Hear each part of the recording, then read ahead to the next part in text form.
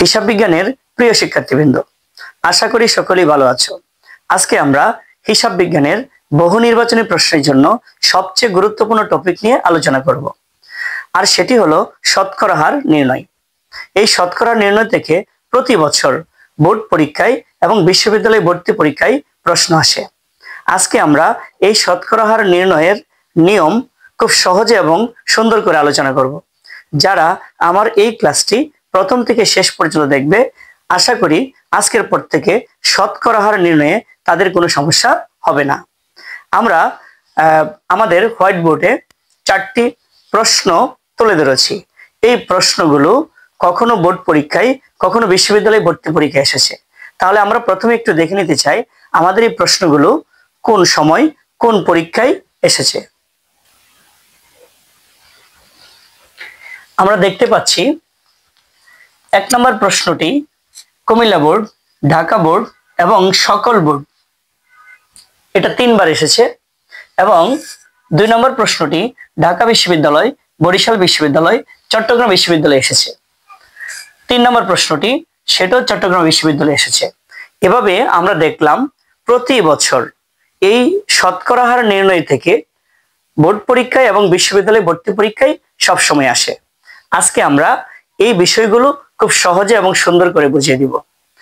এটা ক্যালকুলেশন করেও করা যায়, আবার অনেক সময় সেটার একটা কৌশল আছে, মুখস্থ করা যাবে। তো আমরা প্রথম কিভাবে ক্যালকুলেশন করে শিখবো সেটা নিয়ে আলোচনা করব।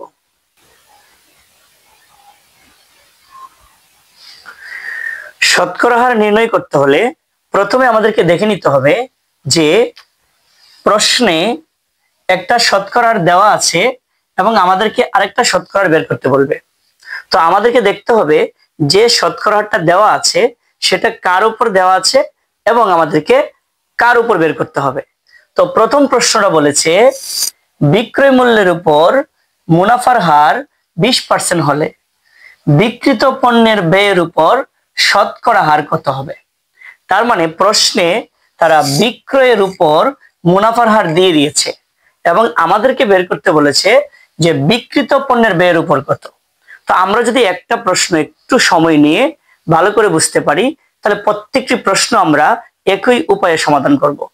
তাহলে আমাদেরকে প্রথমেই যার উপরে শতকরা হারটা দিবে, যার উপর শতকরা হার দিবে তাকে আমরা 100 ধরে নিব।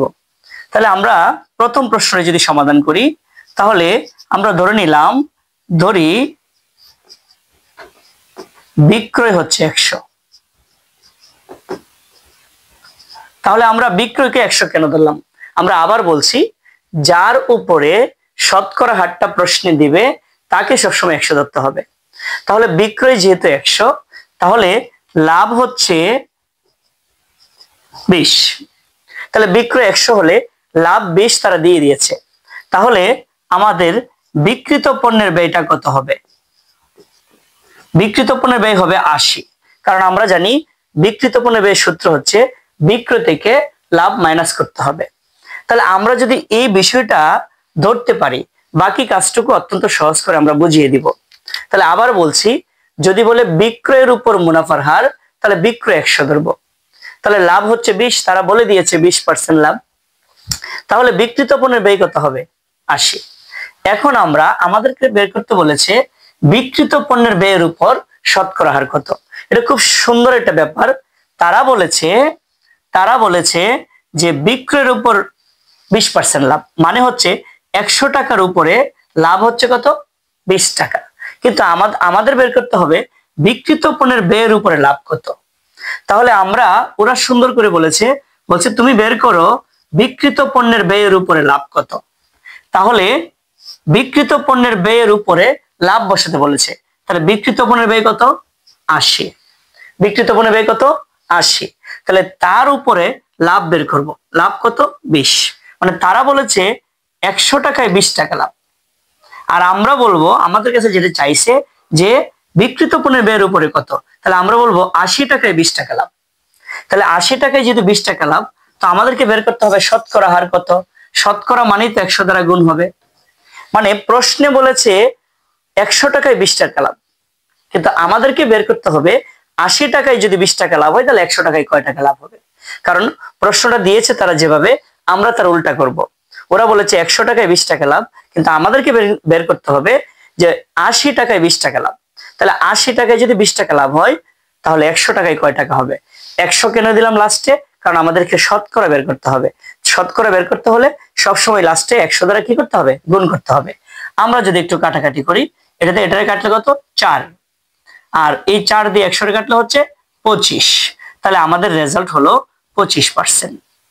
আমরা এটা আরো অন্যভাবে বের করতে পারি, আশা করি সূত্রের সাহায্যে শিখলে সবচেয়ে বেটার হবে, তাই আমি সুন্দর করে এই কৌশলটা বুঝিয়ে দিলাম। আমরা এবার 2 নম্বর প্রশ্নটি সমাধান করব। 2 নম্বর প্রশ্নটি কিন্তু ঢাকা বিশ্ববিদ্যালয়, তারপর হচ্ছে বরিশাল, চট্টগ্রাম বিশ্ববিদ্যালয়ে এসেছে। তো আমরা 2 নম্বর প্রশ্নটাতে বলেছে যে ক্রয় মূল্যের উপর মুনাফার হার 25%। আমরা একটু আগেই বলেছি যে যার উপর মুনাফার হার ধরতে বলবে তাকে আমরা সবসময় 100 ধরবো। তাহলে আমরা এখানে ক্রয়কে 100 ধরলাম। ক্রয়কে 100 ধরলাম কেন? কারণ ক্রয় মূল্যের উপর মুনাফার হার 25%। তার মানে এই যে 25%, এটা কার উপর বলেছে? ক্রয় মূল্যের উপর, সেই জন্য ক্রয়কে 100 ধরলাম। ক্রয় যেহেতু 100, তাহলে লাভ হবে কত? 25। 25 কেন? তারা বলে দিয়েছে 25% লাভ। তাহলে একটা জিনিস 100 টাকা দিয়ে কিনেছি, তার উপরে আমি লাভ করব 25 টাকা। তাহলে ওই পণ্যটা আমাকে বিক্রয় করতে হবে 125 টাকা। এবার আমাকে বের করতে বলেছে বিক্রয়ের উপর মুনাফার হার কত। তাহলে ওরা কিন্তু প্রশ্নে দিয়েছে ক্রয়ের উপর লাভ হচ্ছে 25%, সরি, ক্রয়ের উপর 25% লাভ, আর আমাকে বের করতে বলেছে বিক্রয়ের উপর কত।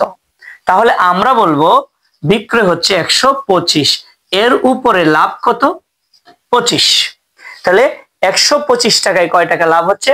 25 টাকা। তাহলে শতকরা বের করতে হবে, এই জন্য আমরা সবসময় 100 দ্বারা গুণ করব। মানে তারা প্রশ্নে যেভাবে দিবে, তারা বলেছে 100 টাকায় 25 টাকা লাভ, আর আমরা বলবো 125 টাকায় 25 টাকা লাভ। মানে ওরা যেটা প্রশ্নে দিয়েছে আমার তার উল্টাটা বের করতে হবে। তাহলে 125 টাকায় 25 টাকা লাভ, তাহলে শতকরা কত? মানে শতকরা বের করতে হলে 100 দ্বারা গুণ করতে হবে। এবার 25 দিয়ে 125 রে কাটলে আমরা পাবো 5। এবার 5 দিয়ে যদি 100 রে আমরা কাটি তাহলে কত? 20। তাহলে আমার উত্তর হলো 20%। তাহলে আশা করি সবাই বুঝতে পেরেছি। আমরা তাহলে এবার পরের প্রশ্নে যাই। আমরা যদি 3 নম্বর প্রশ্নটি সমাধান করি। 3 নম্বর প্রশ্নটি বলেছে তুমি যদি বিক্রয় মূল্যের উপর 50% লাভ করতে চাও, তাহলে এখানে স্পষ্টত এখানে যে লাভের পার্সেন্টেজটা আছে সেটা বিক্রয় মূল্যের উপর দিয়েছে। তাহলে বিক্রয় মূল্যের উপর যেহেতু দিয়েছে, তাহলে আমরা বিক্রয় মূল্যকে 100 ধরতে হবে।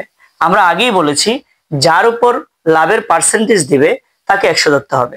তাহলে বিক্রয় যেহেতু 100 এবং তারা লাভ বলেছে 50%, মানে 50 টাকা, তাহলে নিশ্চয়ই আমি সেটা ক্রয় করেছিলাম 50 টাকা দিয়ে। কারণ আমরা জানি ক্রয় বের করার জন্য বিক্রয় থেকে কি করতে হবে? লাভ মাইনাস করতে হবে। এবার তারা বলেছে 100 টাকায় 50 টাকা লাভ হবে। তারা বলেছে, কারণ তারা বলেছে বিক্রয়ের উপর লাভ কত? 50। তার মানে 100 টাকায় লাভ নাকি 50 টাকা, কিন্তু আমাকে বের করতে বলেছে উল্টাটা। এখন আমাকে বের করতে হবে যে ক্রয়ের উপর লাভ কত।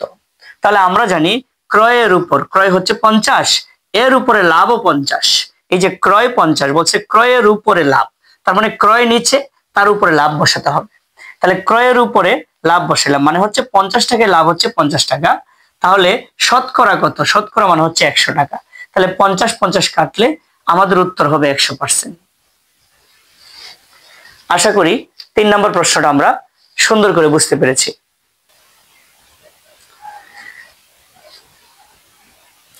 আমরা 4 নম্বর প্রশ্নের সমাধান করব। 4 নম্বর প্রশ্নটি বলেছে বিক্রিত পণ্যের ব্যয়ের উপরে 20% লাভ করতে হবে। তাহলে আমরা বিক্রিত পণ্যের ব্যয়কে কি করব? 100 ধরব। তাহলে ধরে নিলাম বিক্রিত পণ্যের ব্যয় হচ্ছে 100 টাকা। বিক্রিত পণ্যের ব্যয় 100 টাকা কেন? আমি বারবার বলতেছি যে যার উপরে পার্সেন্টেজটা ধরতে বলবে, এখানে 20% কার উপরে ধরতে বলেছে? বিক্রিত পণ্যের ব্যয়ের উপরে। এই জন্য বিক্রিত পণ্যের ব্যয়টা হচ্ছে 100 টাকা। তাহলে লাভ বলেছে, ওরাই বলে দিয়েছে লাভ হচ্ছে 20%, মানে 20 টাকা। তাহলে আমাকে পণ্যটা বিক্রয় করতে হবে 120 টাকা। এখানে আমাদেরকে ওরা বলেছে বিক্রিত পণ্যের ব্যয়ের উপরে 20% লাভ, মানে 100 টাকায় 20 টাকা লাভ। কিন্তু আবার আমাকে বের করতে বলেছে উল্টাটা, মানে বিক্রয়ের উপর কত হবে। তাহলে আমরা আবার বলি, সহজ করে যদি আমরা সলভ করতে চাই, ওরা বলছে বিক্রয়ের উপরে কত হবে সেটা বের করতে। তাহলে এই যে হচ্ছে বিক্রয়, বিক্রয় হচ্ছে 120 টাকা, এর উপরে লাভ কত? 20 টাকা, মানে বিক্রয়ের উপরে লাভ বসাতে বলেছে। তারাই বলেছে যে বিক্রয়ের উপর লাভ বসাও এবং সেটা শতকরায় প্রকাশ করো। শতকরা মানে হচ্ছে 100 টাকা দিয়ে গুণ করতে হবে। তাহলে আমরা যদি একটু কাটাকাটি করি, তাহলে এই 0 0 কাটা, 2 দিয়ে 12 রে কাটতে কত? 6, আর আমরা 6 দিয়ে যদি 100 রে কাটি তাহলে 16.67% আসবে। তাহলে আমার উত্তর হচ্ছে 16.67। আশা করি সবাই প্রশ্নটি সুন্দর করে বুঝতে পেরেছি। প্রিয় শিক্ষার্থীরা, আশা করি শতকরা হার নির্ণয়ের যে কৌশলটি আছে সবাই বুঝতে পেরেছি। এছাড়াও আমরা ক্যালকুলেশন না করেও শতকরা হার বের করতে পারি, যেটা আমরা খুব সহজে এবং সুন্দর করে বুঝতে পারবো। তবে আজকে ক্যালকুলেশন করে দেখিয়েছি, অন্য একদিন আমরা ক্যালকুলেশন ব্যতি রেখে কিভাবে মনে রাখা যাবে, কত পার্সেন্ট প্রশ্নে দিলে রেজাল্টটা কত পার্সেন্ট হবে, সেটা আমরা অন্য একটা ক্লাসে বুঝিয়ে দিব।